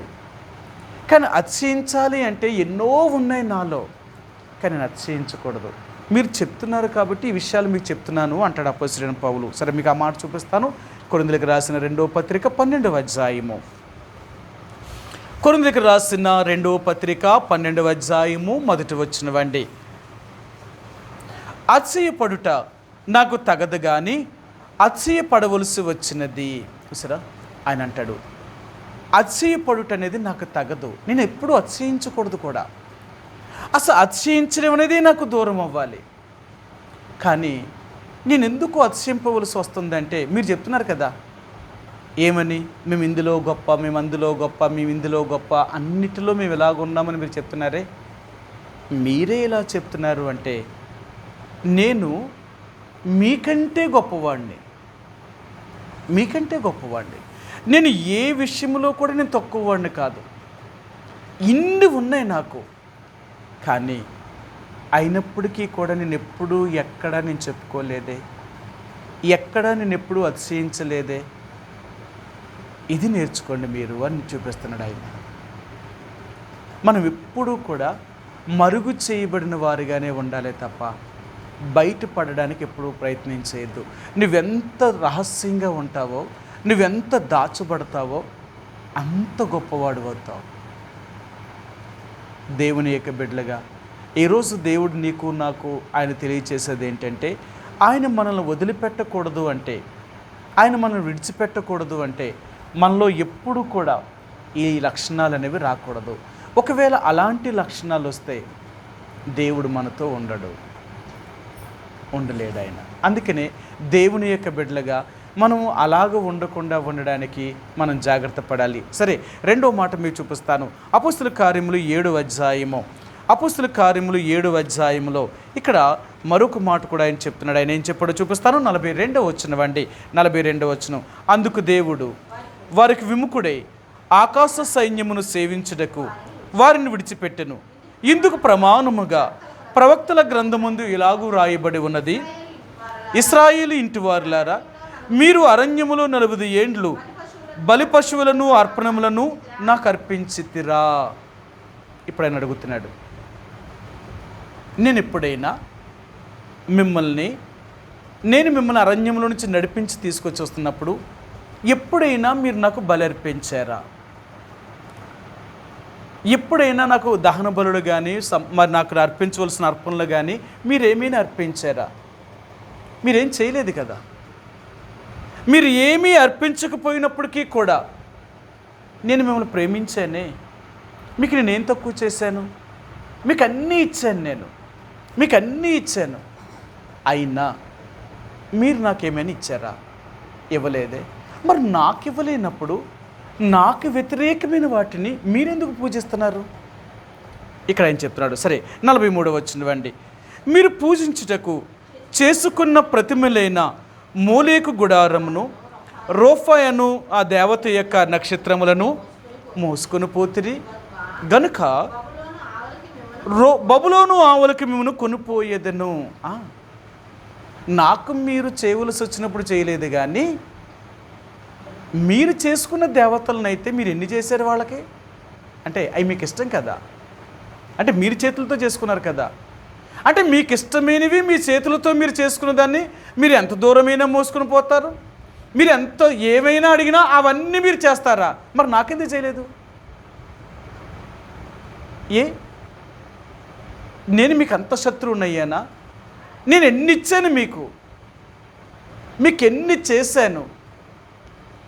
ఐగుప్తు దేశంలో నుంచి మిమ్మల్ని తీసుకుని వచ్చినప్పుడు దగ్గర నుంచి మీకు ఇప్పుడు దాకా నేను ఎన్ని చేశాను. ఇన్ని చేసినప్పటికీ కూడా మీరు ఏ రోజు కూడా నన్ను సంతోషపరచడానికి ఒక దహన బలిని కానీ ఒక బలి పశువుని కానీ ఎప్పుడైనా మీరు నాకు అర్పించారా? ఎప్పుడు మీరే అడిగారు నన్ను, మాకు అది కావాలి, ఇది కావాలి, ఎలాగుండాలి, అలాగుండాలి. మీకు ఏది కావాలంటే అది ఇచ్చాను నేను మీకు. మీరు కోరుకున్నవన్నీ మీకు ఇచ్చాను నేను మీకు. కానీ నా కోరిక ఎప్పుడైనా తీర్చారా మీరు? నా సంతోషాన్ని ఎప్పుడైనా మీరు చేయగలిగారా? లేదే. కానీ మీకు నచ్చిన దేవతలు మీరు తెచ్చుకొని వాటికి పూజలు చేసి వాటికి బలి అర్పించి వాటిని మీరు మోసారే. మరి నాకు బాధ కలగదా? ఏదో లోపల సామెత చెప్తారు కదా, ఐనూలకట ఐనూలకు ఆకుల్లో పెడతారట, కానూలకి కంచాల్లో పెడతారట. అప్పుడు ఎంత బాధ అనిపిస్తుంది కదా. సొంతోళ్ళకేమో పెట్టవలసింది పెట్టవు, సొంతోళ్ళు కాని వాళ్ళకేమో నువ్వెంతో పెడతా ఉంటే మరి సొంతోళ్ళకి ఎంత బాధ అనిపిస్తుంది? ఆయనకి బాధ అనిపించదా? నేను ఇంత మిమ్మల్ని ప్రేమించి మీకు ఇన్ని నేను మేలు చేసి ఇంత చేస్తే నన్ను సంతోషపెట్టారా? ఒక బలి పశువునైనా నాకు అర్పించారా? ఎప్పుడైనా ఒక అర్పణనైనా నాకు చేశారా? నేను అడగాల? నేను అడిగితే మీరు చేస్తారా? మరి ఇప్పుడు మీరు దేవతలకు ఎలా చేస్తున్నారు? అవి అడిగితే చేశారా మీరు? లేదే. వాటికి చెయ్యాలి కాబట్టి మీరు చేశారు. మరి నేను దేవుణ్ణి కదా, మరి నాకు చేయవలసిన మరి మీరు ఎందుకు చేయలేదు? మీకు తెలియదా? నేను చెప్పాలా? మీకు అన్నీ తెలుసు కదా. మీరు ఈ దేవతలను అలా పూజిస్తున్నారు. అంటే ఇప్పుడు తెచ్చుకున్న వాటిని మీరు పూజిస్తున్నప్పుడు, వాటికి ఇంత మీరు చేస్తున్నప్పుడు, మరి నాకు ముందు ఎందుకు చేయలేదు మీరు? ఇదా మీరు చేసింది. అంటే నేను మిమ్మల్ని ఇంత ప్రేమించి నేను మీకు ఇంత చేస్తే నాకు మీరు చేయలేదు, కానీ మీరు ఇతర దేవతలు తెచ్చుకొని వాటిని మీకు దేవుడిగా చేసుకొని వాటిని పూజించేటప్పుడు మాత్రం ఎంత భక్తి శ్రద్ధలతో మీరు పూజించారు. మరి నాకు బాధ అనిపించదా? నాకు కష్టం అనిపించదా? అందుకే నాకంత బాధ అనిపించింది కాబట్టి ఆ బాధ ఏంటో మీకు చూపించాలనుకున్నాను. నేను పడిన బాధ మీకు తెలియాలి. మీకు తెలియాలి అంటే నేను మిమ్మల్ని బబులోనులోకి తీసుకొని చెరలోనికి తీసుకొని వెళ్తే అప్పుడు తెలుస్తుంది మీ బాధ అంటే ఏంటో. అందుకనే ఇశ్రాయేలు ప్రజలైన దేవుడట ఆ కనాను దేశంలో నుంచి వారిని బబులోనునకు చెరగా తీసుకుని వెళ్ళాడట. అందుకని ఆయన అంటున్నాడు, ఆయన మనల్ని గనుక బబులోను ఆవులకి మిమ్మను కొనిపోయేదను అక్కడికి తీసుకెళ్ళాడట. అక్కడికి వెళ్ళిన తర్వాత వీళ్ళ పరిస్థితులన్నీ మారిపోయాయి. ఇప్పుడు ఈ బబులోనుకి వెళ్ళిన తర్వాత వీళ్ళకు ఇప్పుడు దేవుడు గుర్తు వస్తున్నాడు మళ్ళా. సరే, వీళ్ళట బబులోను దేశంలోకి వెళ్ళి వీళ్ళు ఏమైనా సంతోషంగా ఉన్నారంటే సంతోషముగా లేరట. సరే, మీకు ఒక మాట చూపిస్తాను. కీర్తన గ్రంథము వీరు ఎలాగున్నారు, వీళ్ళు ఎంతగా శ్రమ దుఃఖం బాధను అనుభవిస్తున్నారు అనేది మీకు ఒక మాట చూపిస్తాను. 137వ కీర్తన 137వ కీర్తన మొదటి వచనమండి. 137వ కీర్తన మొదటి వచనం. బబులోను నదుల యొద్ద కూర్చుండి ఉన్నప్పుడు మనము సియోనును జ్ఞాపకము చేసుకొని ఏడ్చుచుంటిమి. సరా, అప్పుడు గుర్తొచ్చిందట దేవుడు మందిరం. అప్పుడు గుర్తొచ్చిందట. సియోనును జ్ఞాపకం చేసుకొని ఏడుస్తున్నారట. ఇప్పుడు ఎందుకు ఏడుస్తున్నారు? ఇప్పుడు కష్టం వచ్చింది కదా, ఇప్పుడు బాధ వచ్చింది కదా, ఇప్పుడు బానిసత్వంలో ఉన్నారు కదా, ఇప్పుడు దేవుడు గుర్తొచ్చాడట. అయ్యో, ఒకప్పుడు దేవుడు మనకు అన్నీ ఇచ్చి మనం ఎంతో సంతోషంగా సమృద్ధిగా జీవిస్తున్నప్పుడు మనం ఎంతో సంతోషంగా ఉన్నాం. ఈరోజు మన పరిస్థితులు బానిసత్వంలోనికి వచ్చాం, చెరలో ఉన్నాం. అంతేకాదు ఒక అనాథులుగా బ్రతుకుతున్నాం మనము. ఈరోజు మనకు వచ్చిన శ్రమ దుఃఖము అవన్నీ జ్ఞాపకం చేసుకుని వారు బబులోను నదుల యొద్ద వారు ఏడుస్తూ ప్రతిరోజు ఏడుస్తున్నారట. ఎందుకంత పరిస్థితి తెచ్చుకోవాలి వీళ్ళు? అందుకని అంటాడు, చేతులారా మన జీవితాలను మనమే పాడు చేసుకుంటాం. ఆనాడు అదే చెప్తున్నాడు. ఇశ్రాయేలు ప్రజలు కూడా అదే చేశారు. వారు చేతులారా తమ సుఖాన్ని దుఃఖంగా మార్చుకున్నారంతే. ఆయన అంటాడు, నేను ఎప్పుడూ మిమ్మల్ని బాధ పెట్టను. మీరు చేసుకున్న దాన్ని బట్టే మీరు బాధ అనుభవిస్తారేమో, కానీ నేను ఎప్పుడూ తప్పు చేయను. అర్థమైందా? కాబట్టి ఈ రాత్రి దేవుడు అంటున్నాడు, 40 సంవత్సరములు నేను అరణ్యములో నడిపించాను, మీకు కావలసినవన్నీ ఇచ్చాను. నేను ఒక్కసారైనా నాకేం కావాలని మీరు నాకేం కావాలని ఎప్పుడైనా మీరు తెలుసుకున్నారా? ఒక్క బలి పశువునైనా నాకు అర్పించారా? ఏ రోజునైనా నన్ను సంతోషపరిచారా? ఏ రోజునైనా నేను చేయవలసిన వాటిని మీరు చేశారా? ఏదీ లేదే. కానీ మీరు ఆ మోలేక్ దేవతను, ఈ రొంప అనే దేవతలు మీరు తెచ్చుకొని వాటికి పూజలు చేసి వాటికి బలి అర్పణలు అర్పించి వాటిని మోసుకుంటూ మీరు వస్తారా? నేనంత మీకు పరాయి వాడిని అయ్యానా? నేనంత కానివాడిని అయ్యానా? ఎందుకు నన్ను ఇలా చేశారు మీరు? ఎందుకు నన్ను అలా చేశారు? ఎందుకో తెలుసా? నేను ఎప్పుడూ మిమ్మల్ని బాధ పెట్టకూడదు అని నేను ఆలోచించాను. మీ నుండి నేను ఏదో ఎందుకు కోరలేదో తెలుసా? మీరు బాధపడకూడదు అని నేను కోరలేదు. కానీ నాకు ఇవ్వడానికైతే మీకు కష్టం అనిపించింది, కానీ జీవము లేని ప్రాణము లేని వాటికైతే మీరు ఎంతైనా ఇస్తారా? ఎంతైనా చేస్తారా? మరి నాకు బాధ అనిపించదా? అందుకే నేను మిమ్మల్ని ఏం చేయాలనుకున్నానంటే ఈ దేశం నుంచి మిమ్మల్ని చెరలోనికి పంపించాలనుకున్నాను.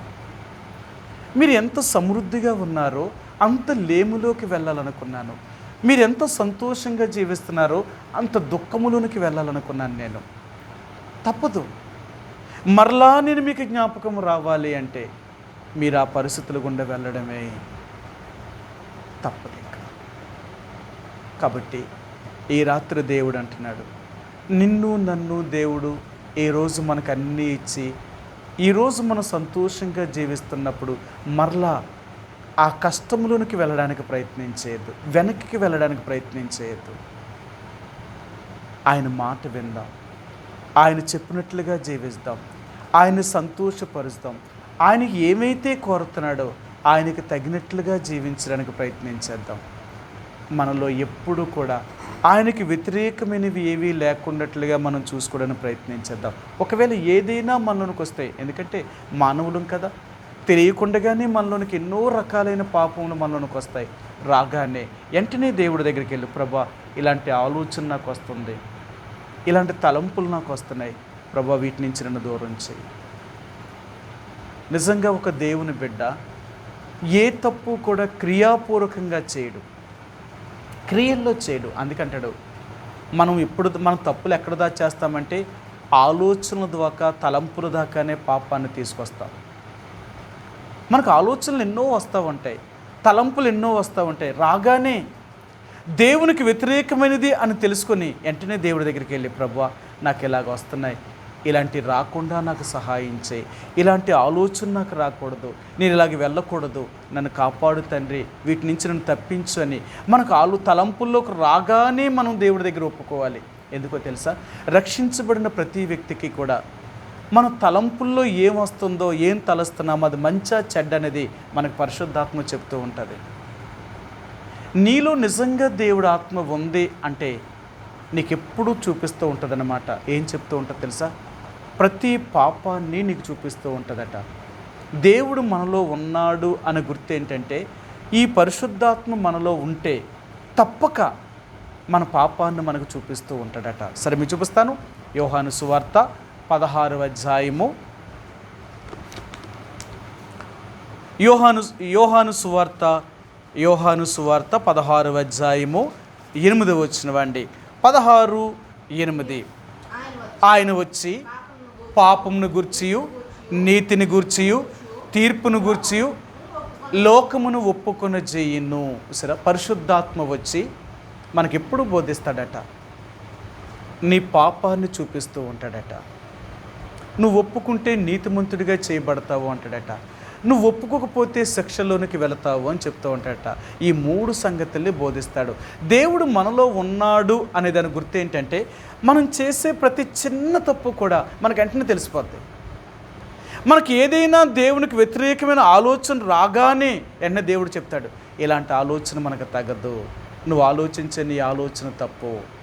ఎందుకంటే దేవుడు ఎలాంటి వాడు అంటే, మన ఆలోచన రాకముందే మన ఆలోచనలు తెలుసుకునేవాడు ఆయన.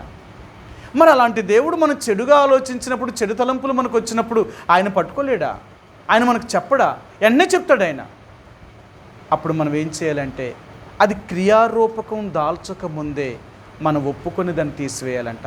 అంటే ఎలాగుంటుందంటే, బైబిల్ గ్రంథంలో యేసుప్రభువు ఒక ఉపమానం చెప్పారు.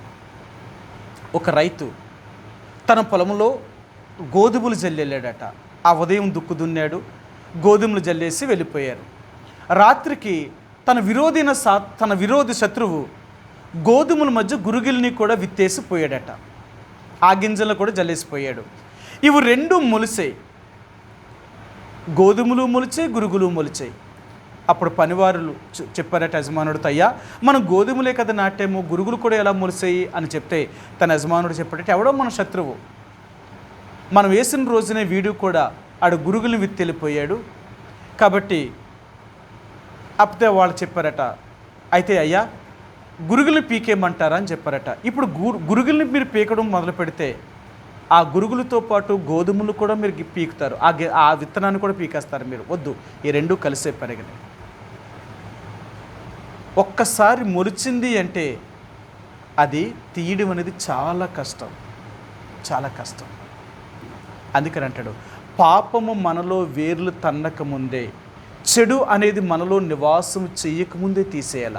అది కానీ మొక్క మొలిసి వేర్లు తన్ని అది ఎదగడం ప్రారంభించిందంటే దాన్ని తీసివేయడం చాలా కష్టం అంట, చాలా కష్టం. అలాగే పాపము మనలోనికి, అంటే పాపం తలంపు మనం వచ్చిన వెంటనే దాన్ని అక్కడే తీసేయాలి. పాపపు తలంపును అక్కడే తీయలేదనుకోండి, ఆ తలంపు హృదయంలోకి వెళ్తుంది. హృదయం ఎలాంటిదంటే ఇంక హృదయంలోకి వెళ్ళింది అంటే అది కార్యసాధకం చేసేస్తుంది అన్నమాట.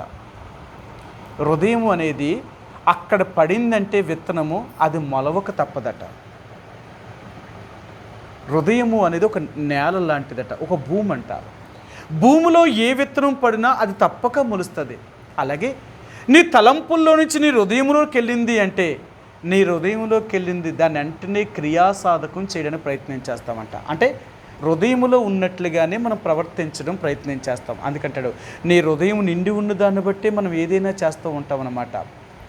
బైబిల్ గ్రంథాలు అంటాడు, సజ్జనుడు తన మంచి తన సద్విషయంలో బయటికి తీసుకొస్తాడు తన హృదయంలో నుంచి, దుర్జనుడు తన హృదయంలో నుంచి దుర్విషయాలనే తీసుకొస్తాడట. అంటే మన హృదయం మంచిదైతే మనం మంచినే బయటికి తీసుకొస్తాం, మన హృదయం చెడ్డదైతే చెడునే బయటికి తీసుకొస్తాం. అంటే మనం విత్తబడేది ఏదైతే మనలోనికి విత్తబడుతుందో అదే మనలోనికి వస్తుందన్నమాట. నువ్వు పాపం విత్తేవనుకో ఆ పాపమే నీలో మొలుస్తుంది. నువ్వు నీతిని విత్తేవనుకో నీతి అనేదాన్నే నీలో మొలుస్తుంది. అవునా? బైబిల్ గ్రంథంలోంచి మాట మీరు చూపిస్తాను.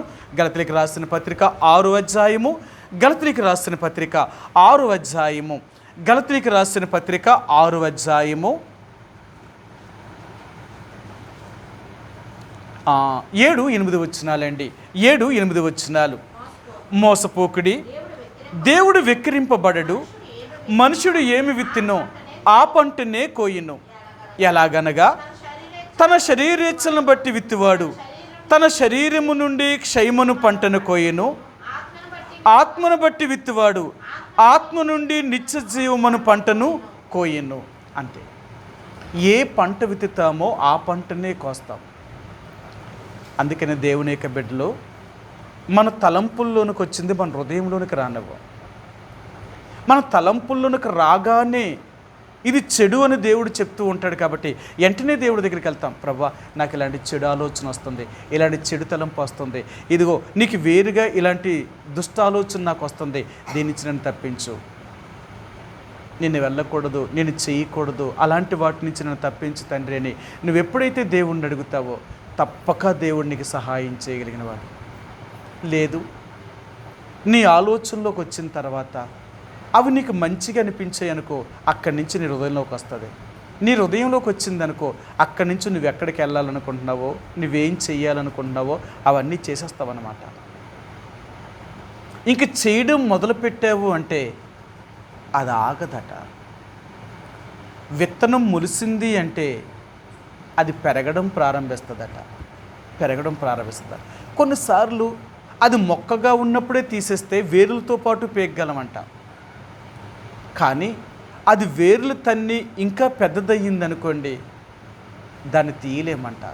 అందుకనే ఇలా చెప్తూ ఉంటారు కదా, ఒక తల్లిదండ్రులకట ఒకగానొక కొడుకట ఎంతో చాలా గారంగా పెంచారట. ఈడి గారానికి ఈడు ఎలా తయారయ్యాడంటే చాలా దుర్మార్గుడిగా తయారయ్యాడట.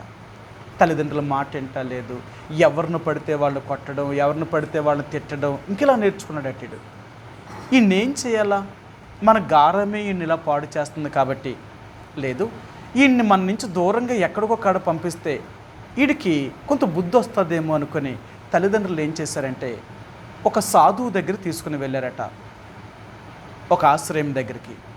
ఆ సాధువు ఆ ఆశ్రయంలో ఉంటే చెప్పారట, అయ్యా ఈడొక్కగానో కొడుకని నేను ఎంతో గారంగా పెంచితే ఈడన్ని చెడు స్వభావాలే కలిగి ఉన్నాడు, ఈయన్ని ఎలాగైనా మీరు మార్చండి అని వారు చెప్తే ఆయన చెప్పాడట, సరే ఈయన్ని మా దగ్గర వదిలేయండి అని చెప్పాడట సాధువు. సరే ఆ కుర్రోడిని అక్కడ వదిలేస్తే ఈ తల్లిదండ్రులు వెళ్ళిపోయారట, అక్కడ ఉంచారట. సరే ఈ సాధు రోజు ఆ అబ్బాయిని తనతో పాటు ఆ యొక్క మరి ఆశ్రయంలో తిప్పుకునేవాడట. ఆడు అడిగిందల్లా ఇచ్చేవాడట. ఆయన సాధువు చెప్పే ప్రతి పని చేయమనేవాడట. ఒకరోజు వాళ్ళ ఒక చిన్న మొక్కను చూపించి, ఒరే ఆ మొక్క తీరా అన్నాడట. వీడు సంతోషంగా వెళ్ళి ఆ మొక్కను పీకేశాడట. పీకేసి తీసుకొచ్చాడు. సో పీకేసాను అన్నారు. సంతోషం రా. రెండో రోజు దానికంటే పెద్ద మొక్కను తీయమన్నాడట. రెండో రోజు కూడా తీసాడట. మూడో రోజు దానికంటే పెద్ద మొక్క తీయమన్నాడట. దాన్ని కూడా తీసాడట. ఒక 15 రోజుల తర్వాత ఒక పెద్ద మొక్క, ఒరే దాన్ని తీరా అన్నాడట. అది ఎంత ట్రై చేసినా తీయలేకపోయాడట. అప్పుడు చెప్పాడట, దాన్ని ఇప్పుడు ఏం చేస్తావురంటే, నేను కత్తి తీసుకొచ్చి నరుకుతాను అన్నాడట. నరికాడు. కానీ దాని మొదలు భూమిలోనే ఉంది కాబట్టి మరలా ఒక వారం రోజుల తర్వాత మళ్ళా చిగురు పెట్టిందంట. అదేంట్రా, మనం నువ్వు పీకేసినవన్నీ మొలవలేదు, కానీ నువ్వు నరికింది మాత్రమే మొలిచింది. అప్పుడు చెప్పాడట, ఆయన ఏం నేర్పించాడంటే వాడికి, ఒరే చెడు స్వభావం అనేది మొదట్లోనే తీసేస్తే అది నీలో నుంచి పూర్తిగా పోతుంది. ఆ చెడు స్వభావం అనేది వేర్లు తన్ని పెరిగి పెద్దదయ్యిందనుకో, నువ్వు ఎంత పీకినా రాలేదనుకో, నువ్వు నరుకుతావు కదా, నరికితే అదేమవుతుంది కదా, మళ్ళీ చిగురు పెడుతుంది. నువ్వు నరికింది చిగురు పెడుతుంది. అందుకనే కొన్ని పాపాలంట మనం ఏం చేద్దాం తెలుసా, ఒప్పుకుంటామంట దేవుడి దగ్గర, ప్రభువా నేను ఇలాంటి తప్పు చేశాను తండ్రి, నన్ను క్షమించు, దాని నుంచి విడిపించు అంటామంట. కానీ ఆ పాపం మరలా మనలో పెరుగుతూ మళ్ళీ మొలకెడుతుందట, మళ్ళీ చిగురెడుతుందట. ఎందుకు చిగురెడుతుందంటే దాని వేర్లు ఉండిపోయాయి కదా, అది భూమిలో ఉండిపోయింది, హృదయంలో పాపం ఉండిపోయింది. అందుకని కొన్ని పాపాలంట వేర్లు తన్నేసి మన హృదయంలో ఉంటాయి. కాబట్టి మనలో నుంచి ఎంత తీసేయమని, ఎంత నరుకుతున్నా, ఎంత దేవుడి దగ్గర క్షమాపణ అడుగుతున్నా అది మనలో నుంచి పూర్తిగా పోదట. అందుకని అంటాడు, చేదైన వేరు మొలవక ముందే చూసుకోవాలి, కానీ అది మొలిచింది అంటే దాన్ని తీసివేయడం చాలా కష్టం. అందుకే దేవుడు అంటాడు, నువ్వు పాపం అనే ఆలోచన నీ తలంపుల్లోకి వచ్చినప్పుడే అది అక్కడే తీసేయి. కానీ అది నీ హృదయంలోకి వెళ్ళి మొలిచి పెద్దదయ్యి మానయ్యింది అంటే అది నీ జీవితంలో నుంచి తీసివేయడం కష్టం. నువ్వు ఎంత నరుకుతున్నా, నువ్వు ఎంత ఒప్పుకుంటున్నా, కానీ ఆ పాపం మాత్రం నీలో చిగురు పెడుతూనే ఉంటుందట. కారణం ఏంటంటే ముందు దానికి అంత అవకాశం ఇచ్చాం కాబట్టి అది పెరిగి పెద్దదైనప్పుడు దాన్ని ఎలా మనం దాన్ని పూర్తిగా చంపివేయగలుగుతాం? కొన్ని పాపాలు చాలా సంవత్సరాలు మనల్ని బాధ పెడతాయట, వదలు మనల్ని. అందుకనే దేవుడు ఏం చెప్తాడంటే, అలాంటి పాపాలు నీ తలంపుల్లోకి వచ్చినప్పుడే, నీ ఆలోచనలకు వచ్చినప్పుడే అక్కడే తీసేయి.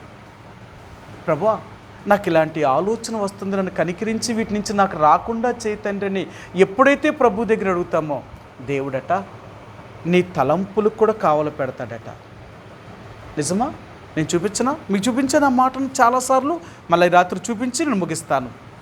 ఫిలిప్పీలకు రాసిన పత్రిక 4వ అధ్యాయము, ఫిలిప్పీలకు రాసిన పత్రిక 4వ అధ్యాయము 7వ వచనమండి. 4:7.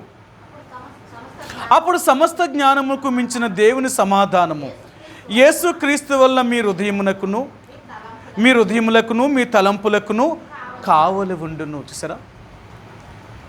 అందుకని దేవుని బిడ్డలకట ఎప్పుడైతే మనం ఆత్మీయంగా దేవుళ్ళో ఎదుగుతున్నామో మన ఆలోచనలోనూ కూడా చెడు రానవదట, దేవుడు రానవడట. ఎప్పుడైతే మనం దేవుళ్ళో ఆత్మీయంగా ఎదుగుతున్నామో మన ఆలోచనలో కూడా చెడు రానివ్వమన్నమాట. అస్సలు ఒకవేళ వచ్చిన వెంటనే ప్రభు దగ్గరికి వెళ్తాం, ప్రభువా నా ఆలోచన ఇలాగ వస్తుంది, సాతాను నాకు ఇలాంటి చెడు ఆలోచన పుట్టిస్తున్నాడు, ఇది నీకు నచ్చదు, ఇది నీకు వ్యతిరేకమైనది, నన్ను కాపాడు తండ్రి, ఇదిలో నేను పడకున్నట్లుగా నన్ను కాపాడని ఎప్పుడైతే దేవుణ్ణి అడుగుతామో వెంటనే దేవుడు నీ ఆలోచనలకి కావలి పెడతాడనమాట. ఇంక సాతానుడు నీ ఆలోచన ద్వారా కూడా నీలోనికి రాకుండా ప్రవేశించుకున్నట్లుగా చూసుకుంటాడు దేవుడు.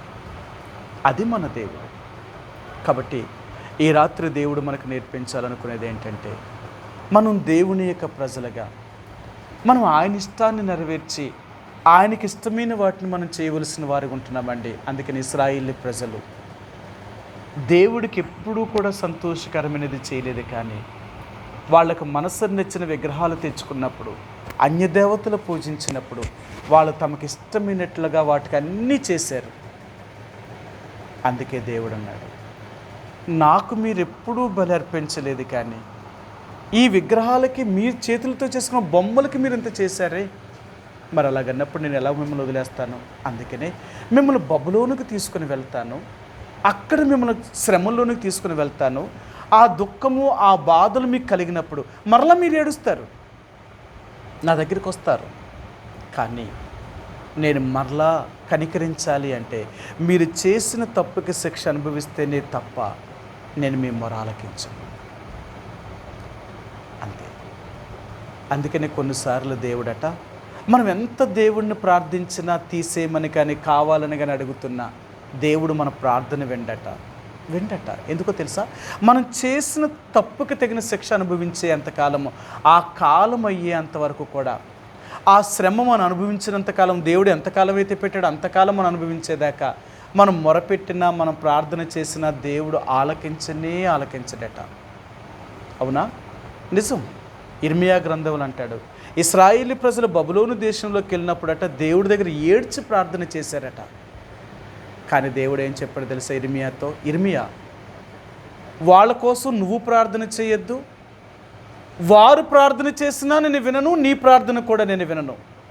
ఎందుకంటే వాళ్ళు తప్పు చేశారు కాబట్టి ఆ శిక్షణ వాళ్ళు అనుభవించవలసినదే. అందుకని రాత్రి అంటున్నాడు, మన జీవితంలో నష్టపోకుండా ఉండడానికి ఎప్పుడు కూడా మనం దేవునికి వ్యతిరేకంగా పాపము చేయకుండా ఉండడానికి జాగ్రత్త పడు.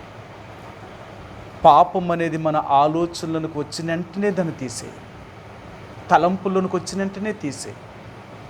దాన్ని కానీ హృదయంలో తీసుకెళ్ళి పెట్టావా, ఆ పాపం మొలిచి పెద్దదయ్యిందా, దాన్ని ఎన్నిసార్లు తీయాలనుకున్నా ఆ వేర్లకు జీవం ఉంది కాబట్టి మరలా మొలుస్తూనే ఉంటుంది, ఆ పాపం మరలా మొలుస్తూనే ఉంటుందండి. అందుకనే చాలాసార్లు మన పాపాన్ని ఒప్పుకుంటాం, కానీ దాన్ని పూర్తిగా వదలలేం. కొన్ని పాపాలు మనం ఒప్పుకుంటాం, కానీ దాన్ని వదిలిపెట్టలేకపోతున్నాం. కారణం ఏంటంటే ఆ పాపాలు మనలో వేర్లు తన్నేసి ఉన్నాయి. అందుకనే కొన్ని పాపాలు చాలా కాలం మనల్ని బాధిస్తూ ఉంటాయన్నమాట, మనం వదిలిపెట్టవు.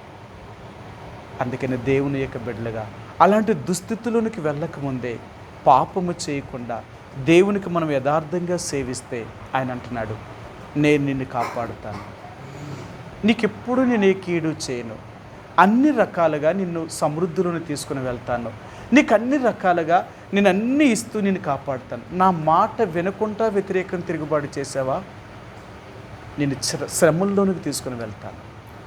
నా మాట విని నేను తగినట్లుగా జీవించావా, నువ్వెప్పుడూ సమృద్ధిగానే ఉంటావు. ఇంతే. కాబట్టి దేవుని బిడ్డలుగా మన ఇష్టం. దేవుడు మాట విని దేవుడిలో ఆత్మీయంగా జీవించి బతికినంతకాలం సమృద్ధిలో జీవించి ప్రభు దగ్గరికి వెళ్ళడానికి ఇష్టపడతావా? దేవుడిని నమ్మి ఆయనకు వ్యతిరేకంగా జీవించి కష్టాలు, బాధలు, శ్రమల గుండా వెళ్ళడానికి ఇష్టపడతావా? ఏదైనా నీ ఇష్టమే. ఎందుకంటే దేవుడు రెండూ మన చేతిలోనే పెడుతున్నాడు. నీకు ఏది కావాలని కోరుకుంటావో అదే నేను ఇస్తాను. ఇశ్రాయేలు ప్రజలు నా మాట వినలేదు కాబట్టి వారు కష్టాలు తెచ్చుకున్నారు. నా మాట ఎప్పుడైతే వాళ్ళు విన్నారో అప్పుడు సమృద్ధిలోనికి వచ్చారు. మీరేనంతే. కాబట్టి మనకి ఏది కావాలని దేవుడు ఈ రెండు విషయాలు మనం చూపిస్తున్నాడు. సాధ్యమైనంత వరకు దేవుడు మాటే విందాం, ఆయన కొరకే జీవిస్తాం. దేవునికి వ్యతిరేకమైన పనులు ఏమీ చేయకుండా ఆయనకి ఇష్టమైన పనులు చేసి ఆయనకి ఇష్టమైన రీతిగా జీవించడానికి దేవుడు మనకు సహాయం చేయను కాక. ఆ రీతిగా దేవుడు మనకు సహాయం చేసి ఆయన ద్వారా మనం దేవుని పొందడానికి ప్రభు సహాయం చేస్తారు. ప్రార్థించుకుందామండి.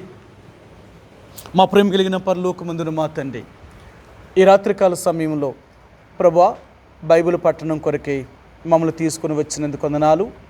అపొస్తలుల కార్యములు 7వ అధ్యాయము 42-43 వచనాల్లో ప్రభువా ఇశ్రాయేలు ప్రజల్ని విడిచిపెట్టడానికి రెండవ కారణమైన అహంకారము, గర్వము, అతిశయము అనేది ఎప్పుడైతే మాలోనికి వస్తుందో ఆ రోజునే మరలా మమ్మల్ని విడిచిపెట్టే దేవుడివి అని జ్ఞాపకం చేసినారు.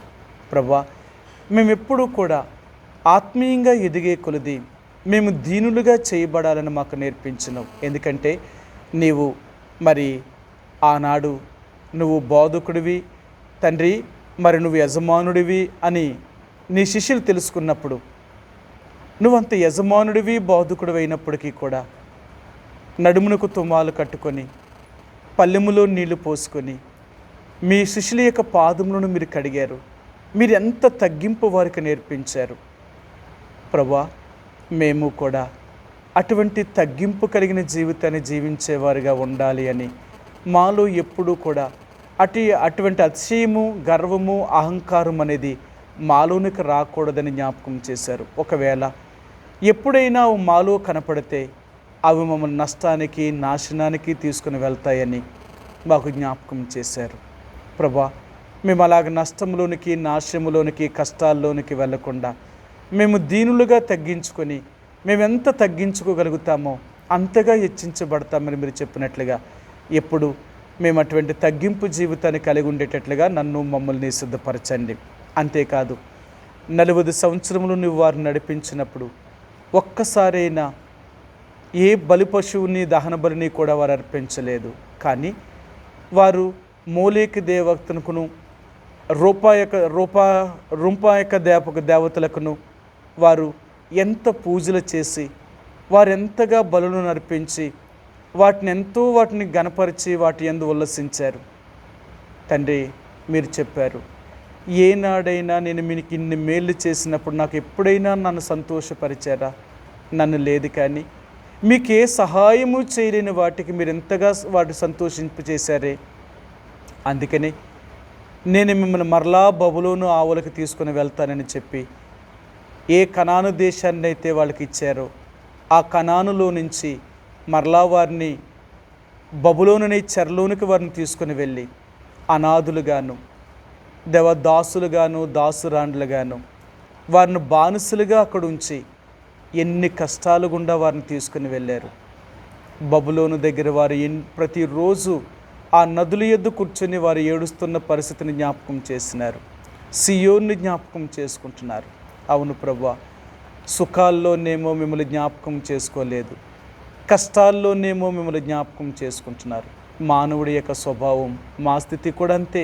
మేము వాళ్ళకంటే గొప్పవారం కాదు. నీవన్నీ ఇచ్చిన తర్వాత లోకములోకి వెళ్ళాలనుకునేవారు, లోకములోకి వెళ్ళిన తర్వాత అన్ని కష్టాలు వచ్చినప్పుడు మరలా నీలోనికి రావాలనుకునేవారు. ఎప్పుడు మా స్వభావం కూడా అంతే. అందుకనే ఈ రాత్రి మరలా జ్ఞాపకం చేశారు. మా తలంపులు, మా ఊహల్లోనికి పాపం అనేది మాలోనికి వచ్చినప్పుడే వెంటనే దాన్ని అక్కడే మీ దగ్గర ఒప్పుకొని విడిచిపెట్టేటట్లుగా ఉండాలని. కానీ ఒకవేళ అది ఆ తలంపుల్లో నుంచి మా హృదయంలోనికి వస్తే అదే రీతిగా పెరిగి అది పెద్దదయ్యి ఎన్నిసార్లు దాన్ని మేము నరికివేసినా ఎలాగ చిగురు పెడుతుందో ఆ మొక్క, మా జీవితంలో కూడా ఎన్నో పాపాలు ఎంత ఒప్పుకున్నప్పటికీ కూడా ఆ పాపాలు ఇంకా మాలో మొలుస్తూనే ఉన్నాయి. విడిచిపెట్టలేని పాపములు తండ్రి, క్షమించండి ప్రభా. నువ్వు మాత్రమే వాటిని చంపగలిగిన దేవుడు, వాటి నుంచి విడిపించగలిగిన దేవుడు ప్రభా. ఒకవేళ ఇంకా నాలో మాలో అలాంటి క్షమాపణ లేని పాపము, విడిచిపెట్టలేని పాపం ఏమైతే ఉన్నాయో ప్రభా, ఈరోజు మేము ఒప్పుకుంటున్నాం. మమ్మల్ని సంపూర్తిగా పాపం నుంచి విడిపించి ప్రభా మీరు మమ్మల్ని కాపాడండి. దేవా, మీకు తగినట్లుగా జీవించుట్లో సిద్ధపరచండి. ఈ రాత్రికాల సమయంలో తండ్రి దేవా, విత్తబడిన వాక్యాన్ని నాలోను మాలోను నీరికటి ఫలం చేయండి. నీ ఇంటికి వచ్చిన నీ బిడ్డలను బట్టి కూడా వందనాలు. వారిని, వారి కుటుంబాలని మీరు ఆశీర్వదించండి, దీవించండి. సోదరు లేయా సిస్టర్, తండ్రి లిడియా సిస్టర్ వారి కుటుంబాన్ని, సోదరు రూత్ సిస్టర్ గారి వారి కుటుంబాన్ని, సోదరు లేయా సిస్టర్ వారి కుటుంబాన్ని, సోదరి ప్రిస్కిలా సిస్టర్ వారి కుటుంబాన్ని, అలాగే సోదరి అరుణా సిస్టర్ గారి వారి కుటుంబాన్ని, ఇలా ప్రభా నీ బిడ్డల కుటుంబాల్లో సమృద్ధిని దయచేయండి. వారికి ఉన్న ప్రతి అవసరతను తీర్చండి. ఆత్మీయంగాను భౌతికంగాను వారిని మీరే అభివృద్ధిలోను కొంచండి ప్రభా తండ్రి. అలాగే బిడ్డలు చదువుతున్నారు జాయిస్ని, గ్రేస్ని, వారి పక్షంగా కూడా సహాయాన్ని దయచేయండి.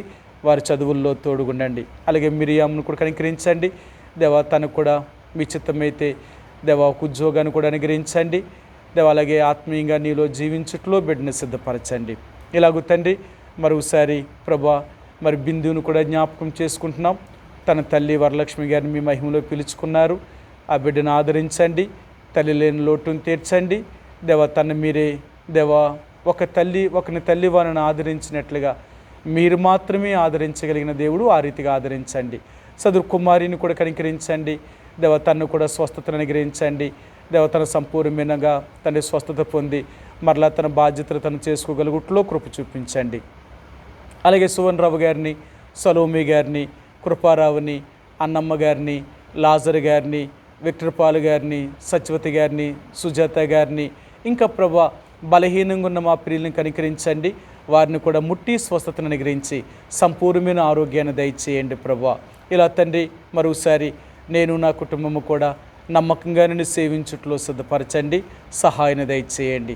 ఇలాగ తండ్రి అన్ని విషయాల్లో మీ సహాయాన్ని కోరుకుంటూ తండ్రి మరి ఇంకా బలహీనంగా అనారోగ్యంతో ఉన్న వారిని కూడా మీరే ముట్టి స్వస్థతను అనుగ్రహించి దేవ మీరే మీ గాయపడిన స్థానం ఉంచమని ఈ రాత్రి మమ్మల్ని అందరినీ మీ చేతులకు అప్పగిస్తూ మా ప్రభువును నీ ప్రియ కుమారుడును మా రక్షకుడైన యేసు ప్రభువారి యొక్క పరిశుద్ధమైన ఘనమైన నామములో ప్రార్థించి స్తుతించి అడిగి వేడుకుంటున్నాం మా తండ్రి, ఆమేన్. తొట్టిల్లకుండా మిమ్మల్ని కాపాడుటకును ఆయన మహిమ ఎదుట ఆనందముతో నిర్దోషులుగా నిలవబెట్టుటకును మన శక్తిగల రక్షకుడైన అద్వితీయ దేవునికి మన ప్రభువైన యేసుక్రీస్తు ద్వారా మహిమయు మహాత్యమును ఆధిపత్యమును అధికారమును యుగములకు పూర్వమును ఇప్పుడును సర్వయుగములకును కలుగునుగాక, ఆమేన్. ప్రైజ్ ది లార్డ్ అండి. Praise the lord.